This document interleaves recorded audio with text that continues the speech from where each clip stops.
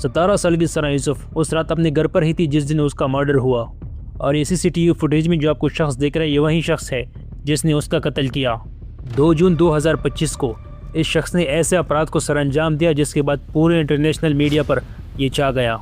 इस्लामाबाद की रहने वाले इन्फ्लुएंसर सना यूसुफ उस दिन अपने घर पर ही थी और इसके साथ इसकी माँ और इसकी खाला मौजूद थी, क्योंकि थोड़ी देर पहले इसकी माँ गई मार्केट में सामान लेने के लिए। चूँकि मार्केट घर के करीब था, इसीलिए इसने अपने मेन डोर को लॉक नहीं किया, जिसके बाद ये लड़का बड़ी आसानी से अंदर चला जाता है और इसके खाला से पूछता है कि सना किधर है, और वो ऊपर की तरफ इशारा करता है कि सना ऊपर है। और खाला को इसके बारे में बिल्कुल भी पता नहीं था। उनको लगा कि शायद ये सना का दोस्त होगा। जिसके बाद ये लड़का ऊपर चला जाता है और सना को आवाज़ देता है और सना कमरे से बाहर आती है और इन दोनों के बीच तेज आवाज़ में बहस शुरू होती है। खाला को लगता है कि शायद कोई मसला होगा। वो जैसे ही पानी लेकर ऊपर चढ़ने लगती है तो 2 गोलियों की आवाज़ सुनाई दी और सना खून से लथपथ ज़मीन पर पड़ी थी। जिसके बाद ये लड़का सना का फ़ोन लेकर वहाँ से भाग जाता है और थोड़ी देर बाद जब लोगों को पता चला तो तब सना मर चुकी थी। आखिर उस लड़के का सना से ऐसा क्या ताल्लुक था जिसकी वजह से उसको मारना पड़ा और उसका फ़ोन अपने साथ ले गया। इस केस को समझने के लिए सबसे पहले हमें सना यूसुफ के बारे में जानना होगा। 17 साल की सना यूसुफ पाकिस्तान की मशहूर इन्फ्लुएंसर थी और इसके टिकटॉक पर 8 लाख और इंस्टाग्राम पर 6 लाख से ज़्यादा फॉलोअर्स थे। ये अपने अकाउंट्स पर ज़्यादातर foods vlogging, skin care products या फिर म्यूज़िक वगैरह इस तरह का कंटेंट अपलोड करती थी और उसकी ऑडियंस ज़्यादातर पाकिस्तानी ही थे। पाकिस्तान की राइजिंग स्टार सना यूसुफ ज़्यादातर खुश मिजाज थी और इसके फादर सैयद यूसुफ हसन पाकिस्तान के चित्राल में गवर्नमेंट ऑफिसर थे और इसकी वालिदा फरजाना यूसुफ हाउस वाइफ के साथ यानी अपनी बेटी सना यूसुफ के सोशल मीडिया के अकाउंट्स वो भी मैनेज करती थी और अपनी फैमिली के साथ इस्लामाबाद में रहती थी। सना का सपना डॉक्टर बनने का था और हाल ही 2024 में उसने 12th एग्ज़ाम को पास किया और इसका एक 15 साल का भाई भी था जो उस वक्त अपने बाप के साथ चित्राल में था। सना यूसुफ की लाइफ में सब कुछ अच्छा चल रहा था। कुछ महीने पहले उसे इंस्टाग्राम पर एक मैसेज आता है और वो मैसेज उमर हयात का था और वहाँ से पूरा गेम बदल जाता है। अब उमर हयात का सना यूसुफ से कैसे कनेक्शन बना, इसके लिए हमें उमर हयात के बारे में थोड़ा जानना होगा। उमर हयात अपने बाप के चौथी बीवी की औलाद था। उसकी माँ 2 साल पहले गुजर चुकी थी और इसके बाप रिटायर्ड गवर्नमेंट एम्प्लॉय थे जिससे हर महीने पेंशन मिलती थी और इसी पैसों से उमर अपना जेब खर्चा चलाता था।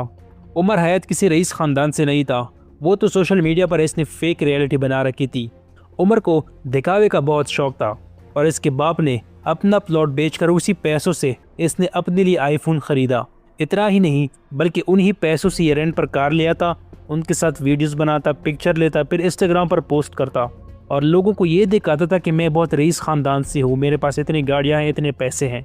इस्लामाबाद में रईस लोगों के घर और गाड़ियों के साथ वीडियोस बनाता और फिर लोगों को ये बताता कि ये सब कुछ मेरा है। उसकी पूरी दुनिया झूठ पर बसी थी और सोशल मीडिया पर जितनी भी फेम उसने बना रखी थी वो सब कुछ झूठ था। रिपोर्ट के मुताबिक ये इतना गच्चा था कि इससे अपने मोहल्ले वाले भी तंग आ चुके थे। फैसलाबाद का रहने वाला उमर हयात इंस्टाग्राम पर कोलैब करता, लड़कियों के साथ पिक्चर्स बनाता, वीडियोस बनाता और इसी तरह एक दिन इसकी नज़र सना यूसुफ पर पड़ी, जो कि सना यूसुफ एक बहुत बड़ी इन्फ्लुएंसर थी, इसीलिए उनको डायरेक्ट अप्रोच करना ये उनके लिए पॉसिबल नहीं था और इसीलिए उसने ब्रांड डील के नाम से सना को मैसेज किया और उसे ये बताया कि मैं एक बहुत बड़े रईस ख़ानदान से हूँ और मेरे पास बहुत सारे ब्रांड हैं। हालांकि उमर हयात पर कोई भी शक नहीं कर सकता था क्योंकि इसने प्रोफाइल इतनी अमीरों वाली बना रखी थी कि इसको पहचानना आलमोस्ट इम्पॉसिबल था। खैर, एक बड़े इन्फ्लुएंसर को ये ब्रांड डील के मैसेज आना ये एक नॉर्मल बात है और सना यूसुफ ने इसको नॉर्मल लिया और थोड़ी सी बातचीत कर ली और उमर को ये खुशफहमी हुई कि सना यूसुफ बाकियों की तरह मेरे पास आ जाएगी। लेकिन सना यूसुफ ने उससे मिलने से साफ इनकार किया। लेकिन उमर ये नो मीन्स नो नहीं समझता था। उसने सना को बार बार मैसेजेस करना शुरू कर दिया, कभी कॉल्स करता था तो कभी मैसेज करता था और उसने एक जिद लगा रखी थी कि तुम्हें मुझसे मिलना पड़ेगा। उमर ने इसके बारे में दोस्तों को बता रखा था कि मैं इस लड़की से मिलना चाहता हूँ, लेकिन ये लड़की मुझसे मिलना नहीं चाहती और बाई बाई कहकर मना कर देती है और उमर का ऑब्सेशन और पागलपन बढ़ता जा रहा था और इन्हीं हरकतों से सना यूसुफ तंग आ चुकी थी। और हालांकि सना यूसुफ ने इसको कई बार मना भी कर दिया और ये भी कहा नहीं जा सकता कि उमर को खुशफहमी थी, क्योंकि सना यूसुफ ने ऐसा कुछ भी नहीं कहा था, क्योंकि वो बहुत ही मजबूत और एक क्लियर माइंडसेट वाली लड़की थी।